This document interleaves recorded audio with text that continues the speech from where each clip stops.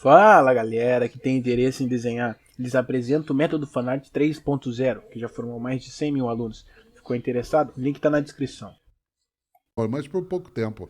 Você falou que não acredita na ressurreição. Não, na reencarnação. Na reencarnação. Você já pensou sobre esse assunto? Já Sim, várias refletiu vezes, sobre? porque o melhor texto sobre isso, né, a melhor análise sobre isso na história, claro, afora as práticas, né, da religiosidade, né, céltica, que foi absorvida pelo Allan Kardec, né, que o nome Allan Kardec é um nome céltico, ele, como francês, adotou, né, toda uma concepção de um modo de reencarnação muito inteligente.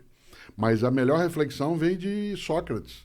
Né? Se você lê, né, uma das obras mais importantes da história do pensamento, que é uma delícia a leitura, uma obra de Platão, um diálogo de Platão chamado Fédon. Né? Fédon. E nesse diálogo é Sócrates que fala por que ele não teme a morte. Porque o diálogo Fédon acontece nos 30 dias que Sócrates fica aguardando o momento da autoexecução. Ele houvera sido condenado ao suicídio, né, ele escolhe das várias modalidades possíveis que um cidadão grego pudesse ter de suicídio. Em vez do autoapunhalamento ou de atirar-se do alto de um templo, ele escolhe o veneno, que é o pior deles. Né, porque é a morte mais horrorosa das três dentro do cardápio, né, de ofertas. De opções. E como houve uma coincidência entre a condenação de Sócrates à morte e o momento das festividades de Apolo, não podia haver nenhuma execução naquele período. E por 30 dias ele ficou aguardando a hora da autoexecução.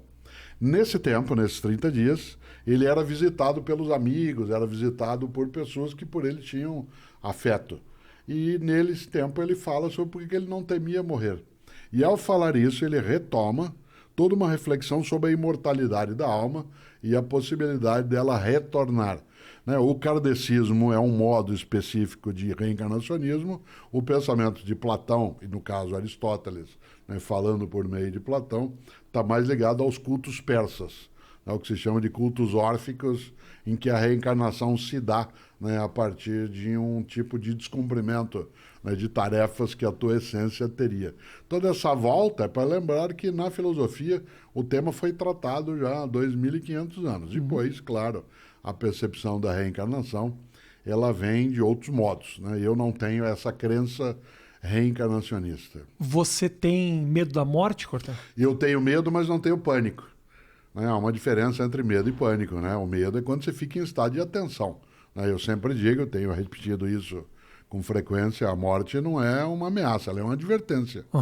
Ela diz, você mortal sendo, cuide-se para não desperdiçar aquilo que você tem, porque cessa. Sim, sim. E nesse sentido, o medo, sim, o medo é algo que é absolutamente importante, que se tenha de qualquer coisa. Eu tenho medo de cair, eu tenho medo, né, de perder a saúde. Medo de cair mesmo? Claro, eu operei o joelho direito, coloquei prótese, e portanto eu preciso, entre a última vez que conversamos e agora, eu estava um dia na Praia do Forte, Salvador, após uma palestra, estava com Cláudia, com quem eu sou casado, e ao final da palestra, para desestressar, a gente, como fazia vez ou outra, foi correr. E eu fui correr na areia e não notei que tinha um banco de areia. Caí e bati o joelho direito. Não há fratura na região, ela é quase isso, é no subcondral. Fiquei quase um ano de cadeira de rodas, trabalhando, viajando, fazendo o que tem que fazer. E hoje eu tenho que me cuidar. Né? Isso significa que o medo é um estado de proteção.